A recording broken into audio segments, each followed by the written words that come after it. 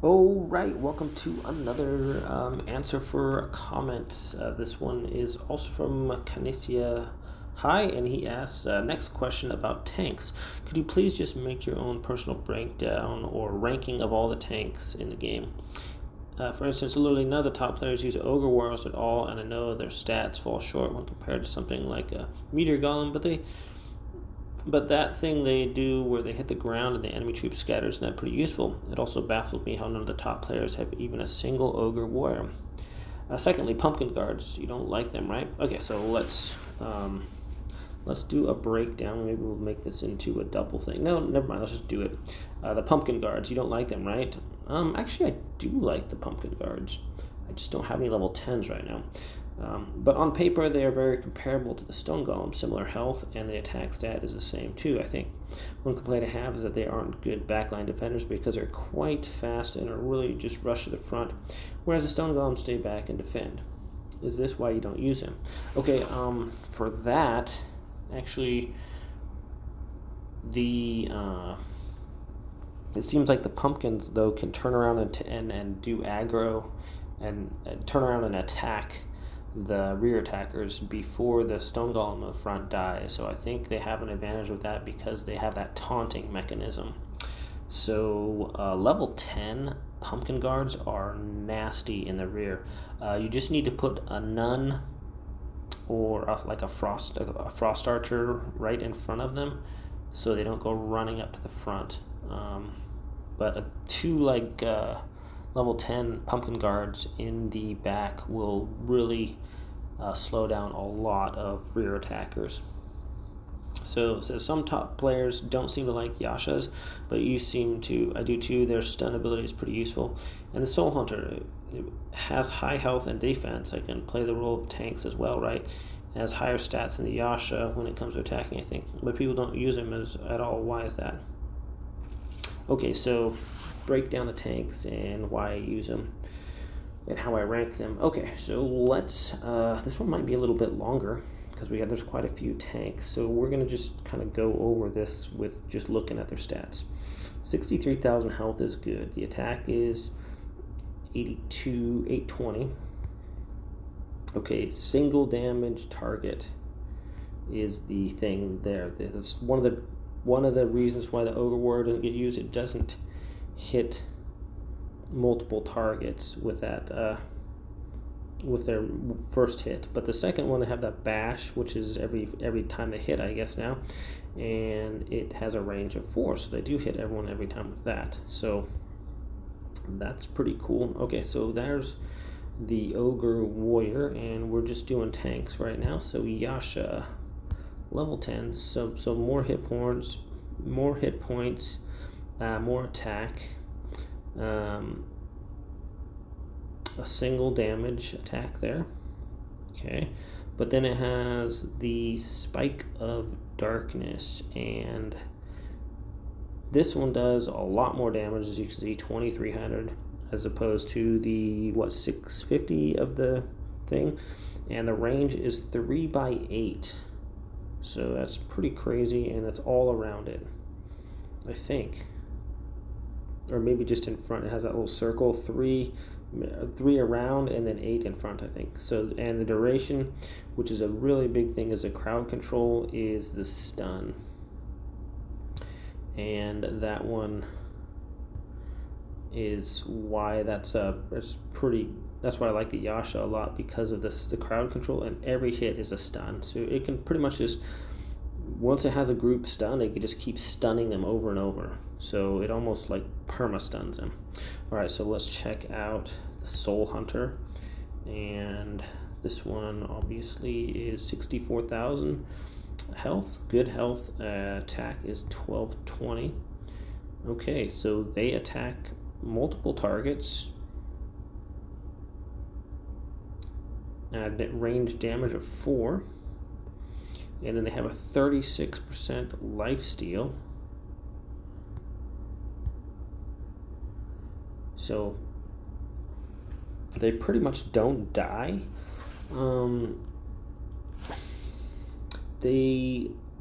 As a tank, I like a tank to be able to live a long time, and it seems like these do. but they don't do a stun. So that's kind of a big takeaway. Crowd control is huge in this game, because it's okay if your tank can take a lot of damage or whatever, but if it's not stopping the other team from doing damage, then that's where it's not quite as useful. But I gotta admit, I haven't really used a lot of soul hunters in my formations. Alright, and we got the Meteor Golem, 74,000 hit points, so a lot there. The 1500 attack, obviously pretty crazy. Trigger number on this, it's 4x10, so it's a bigger number for that meteor roll. Trigger number is 3, and the duration is less than the Yasha, so pretty good crowd control. Also, every time they hit, it hits multiple targets, so that's why the Meteor Golems are pretty good. They roll into a pack of guys, and they're hitting everybody pretty much every time, and then they have the stun, and they got a ton of hit points. Okay, least but not last, we have the Stone Golem. So with the 78,000 point health, 1500 attack, and then they have this Stone Golem movement speed is reduced by 60, and attack speed reduced by 60. Gains a damage immunity effect that deals area damage, and reduces enemy attacks and movement. So that's kind of convoluted. It's not exactly clear what the damage is. So they do hit normal attack, hits a range of 4, and every time they attack 2. So not bad. And then you have the limited attack speed reduction. Is that the enemy? Or damage resistance. I guess that's for them, for the Stone Golem. So they pretty much don't do a lot of damage. They just kind of go in there and take a lot of abuse while your other guys do the damage. So that's that. Let's go to the battlefield now and check it out, shall we? Come on, let me into the battlefield, please. Okay.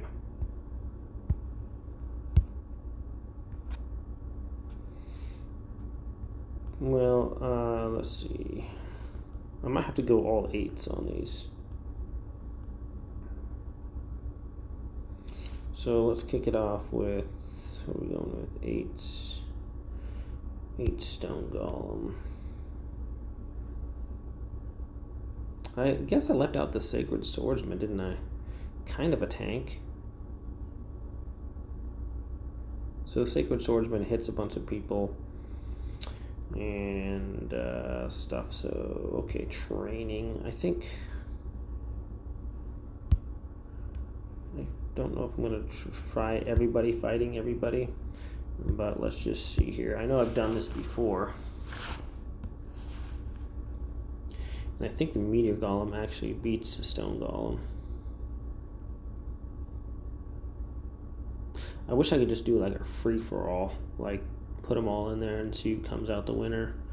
But, okay, while these guys are duking it out, I'm just going to kind of give my 2 cents on stuff. So, I believe, and it's different for different heroes, too. That's what about this game you have, obviously, for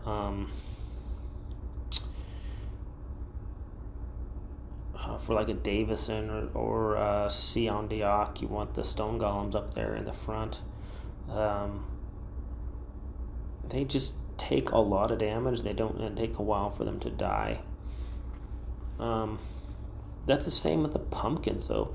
But for some reason, okay, right off the bat, the one that lives the longest is a Stone Golem in the front. It can take the most damage, the most abuse, and that's why it's like the main tank. That's why I think it's number 1. For rear defenders now, it very well could be the Pumpkin Guard. I haven't really used it that much just because I don't have a level 10, but I have fought some people that have level 10s, and they just sit there and they will tank like non-stop because they reduce the attack. Okay, so the Meteor Golem wins on that one. and we're training again, and we're gonna pull in. Oops, who are we gonna put in? Pumpkin Guard's going in. Now, Pumpkin Guard's good. It reduces. I didn't even look up the Pumpkin Guard on that. I'm gonna have to go back and look. So,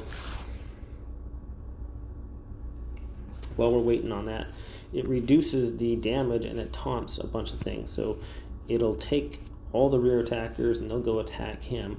So, they actually do really well, and they'll just sit there and mitigate the damage of the rear attackers and pretty much hold them off until they either your other troops come to kill the rear attackers, or your other troops didn't do their job and the enemy comes to kill you, pretty much, because they just don't die back there. And like I said, if you have them in the back, you need to make sure they don't run forward, and you put frost archers and nuns in front of them so that keeps them from running forward. Okay, so I believe the Pumpkin Guards only hit single targets as well. Their taunt is a pretty good sized taunt, and it reduces the damage taken or the damage done by the enemy. That's why they can survive so long if they're attacked, but they don't do a lot of damage because they only hit one target at a time. They have a lot of hit points though too. So if you did put a Pumpkin Guard in the front as opposed to a Stone Golem, just because the sheer amount of damage that comes in at the first initial thing with a tank, it seems like the only one that can really survive that is the Stone Golem, because it mitigates so much damage. So you can put a pumpkin in the front and they go in there and do their little taunt thing, and everybody attacks it, and they just kill them before they can do it. So I would say definitely Stone Golem number one for front, as the only, like, a true tank. And then in the rear, Stone Golems are slow. It takes them forever to turn around. They always have their aggro. Sometimes they're not the best because they just slowly march forward, and it takes them a while, but they're still good for back tanks. I like pirate ships back there. Okay, so Meteor Golems, they're pretty much the only tank you're going to use in the front line is the Stone Golem. The other tanks are pretty much backup. So Yashas, they can tank, kind of, and they have that stun, which is really good as far as taking out the opponent's troops and keeping them from doing damage. Because if they get the first stun in, they can just keep stunning, and they're literally hitting every time it's a stun. So Pumpkin Guard wins on this one, and we didn't check out the Pumpkin Guard, so let's check that out real quick. Pumpkin, how did I miss that? So 76,000 hit points, 1495. See, they only hit a single target with their attack. Oops. And then, of course, they have the taunt, which is a 70% reduction every 3 seconds, which is crazy, and a range of 4. So they're really good on the back. They pretty much just nullify the enemy's attack, and you just got to keep them from running up forward. What else did I not look at? I thought there was another one. Anyways, Sacred Swordsman. So crazy damage with this, 2,300, and I think it hits, I want to say their regular attack is a 4x4 damage. This one's kind of confusing also. So they do like 5 slashes. Is it 2,300 a slash, or is it 2,300 total with the 5 slashes? So that one's kind of confusing. All right, back to the arena. I know this one's kind of a long one, so just bear with me here. So far the Stone Golem has not done well. It's lost to the Meteor Golem and the Pumpkin Guard. Alright, we're going to try out Mr. Sacred Swordsman. Go. Wow, this is on ×2 too. So I've been fighting quite a few guys actually in the arena that have pumpkins in the back, and a couple guys in my clan have level 10 pumpkins, and they are really good in the back. So I would say pumpkin guards number 2. As far as putting them in the very front, the only one I really put in the very front is a stone golem, and then as far as for rear defenders, I pretty much only use stone golems. Meteor golems like to run forward. They can do okay. I actually use 2 meteor golems in my Siondiok formation in the back, and they do alright. But they just don't have the damage mitigation that a stone golem has, or a pumpkin guard. So I would say Yasha is number 3, just because it just continually stuns, and I wouldn't put it in the front though as far as like a main tank. I would put it like in the second row, which is most of where I put mine. Meteor Golem has got to be Sacred Swordsman, took him out. Okay, what else we got? So far, the Stone Golem is getting his butt kicked here. Now, where is my Soul Hunter? Soul Hunter, where are you? There's one, okay. Can Stone Golem beat anybody? Holy cow. We're going to find out here. Yeah. Because I don't know, once a Soul Hunter is in there and it starts attacking, it can like survive a while, but it's that just initial... if it gets stunned or something like that, there's a lot of people put crowd control up front, like a stun or a pirate ship or a Yasha or a Meteor Golem, and if the Soul Hunter gets stunned, then it's not able to heal itself and it's going to die pretty quick. Not so really with the Stone Golem, so that's one thing with that. I've seen Stone Golems in Infinity Wars pretty much with like the entire army on them, and they're just hitting them all and just survive the whole time. It's crazy.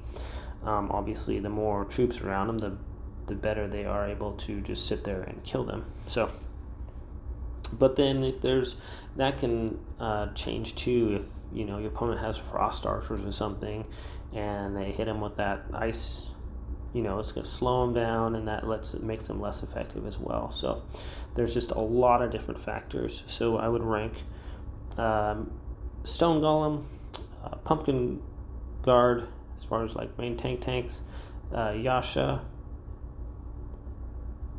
Meteor Golem. I really like the Sacred Swordsman as far as the damage does pretty good, and I like how it's invincible for a while. Wow, I didn't see that coming. So now we're going to throw in Mr. Ogre here. I thought the Soul Hunter would win that one. Come on, where are the ogres? This one could be kind of interesting. So the ogres, they have the knockback, but it's not a stun, I believe. So let's see here. It's gonna. Okay, see, so it does a knockback. If that was a knockback and a stun, that would be pretty cool. But as far as just knocking the troop backwards, unless you have a lot of range or something, maybe there's some kind of weird strategy you could do where you just have a bunch of ogres and they just knock everybody back while you got your range killing them. I don't know. Maybe that could be the meta out there. That could be the strategy. But yeah, I'd never really leveled up a 10 ogre, so I don't even know how it would do in there. Just like playing batting practice with this ogre, with this Stone Golem. But so the Soul Hunters, I've never really been able to work one into a formation where it was really like effective. I've seen, and I guess just because I don't have a level 10 one, I haven't really tried. So I can't really make a really good judgment call on that as far as would it be better if if it could slip in behind a stone golem and start doing its lifesteal on people and just stay there forever, you know, it's possible. I haven't tried all the troops out like at level 10, so so a lot of the tanks. Okay, so the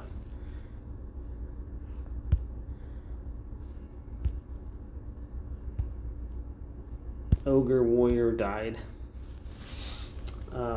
So that's with that. I hope it was kind of clear. I'd put the Ogre Warrior as last as far as tanks go. Just if it had a stun, that would be kind of cool, but just hitting single targets with that first one, and then the second one being the knockback. It does hit multiple targets, but just doesn't really seem that it's really that effective. So not super clear on that, but I hope it helps a little bit. That's kind of a breakdown. Like I said, if you're going to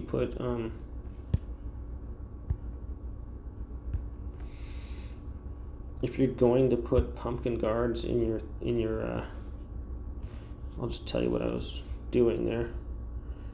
So if you do put pumpkin guards, you want them, when the magic apprentices come down, they come down right about here in this second one. So if you put them on the outside, they'll tend to run around and go up to the front real quick, and you can't really stop them. So you want to kind of have them in here, and then frost archers or like nuns in front of them will keep them from running up there. So let's just check this one out here. I'm going to train against my formation just so.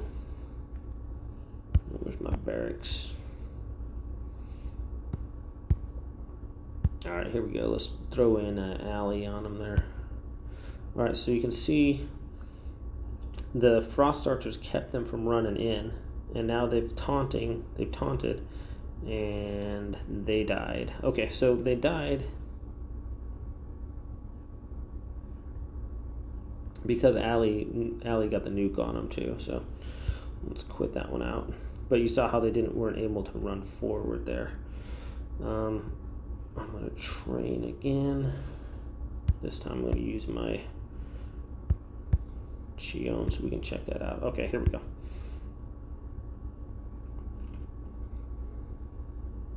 So there they go. They got the aggro. All the pretty much magic apprentices are on them, and they just kind of tank them till they die. So